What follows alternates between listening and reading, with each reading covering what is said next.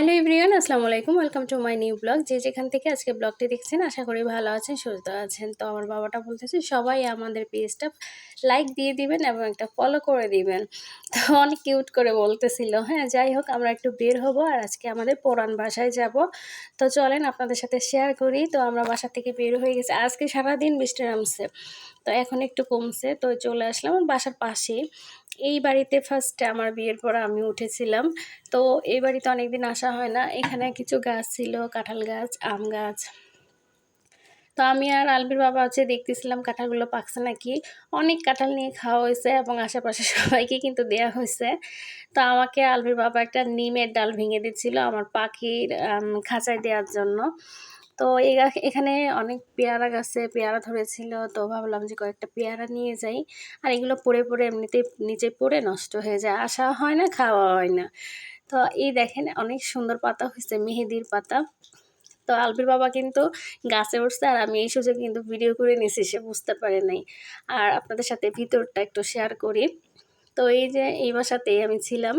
তো এখন তো অন্ধকার, কেউ থাকে না, সব জানালা দরজা লাগানো ছিল, তো অন্ধকার যাও একটু যেটুকু সম্ভব হয়েছে ভিডিও করেছি। এটা হচ্ছে আমার কিচেন ঘরটা ছিল।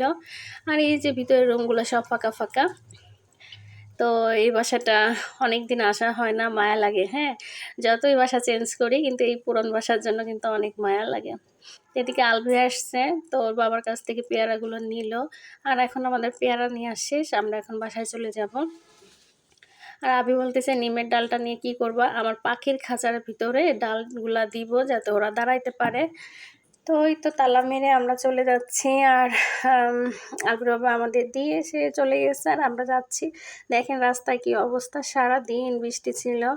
আর আলবি বলতেছে এই ডালটা নিয়ে আমি লাগাবো। হ্যাঁ, ছোট বাচ্চা তো অনেক কিছুই বোঝে না, বলতেছে যে আমি গেটের এখানে লাগাই রাখি আম্মু। তো দুষ্টুমি করতেছিল।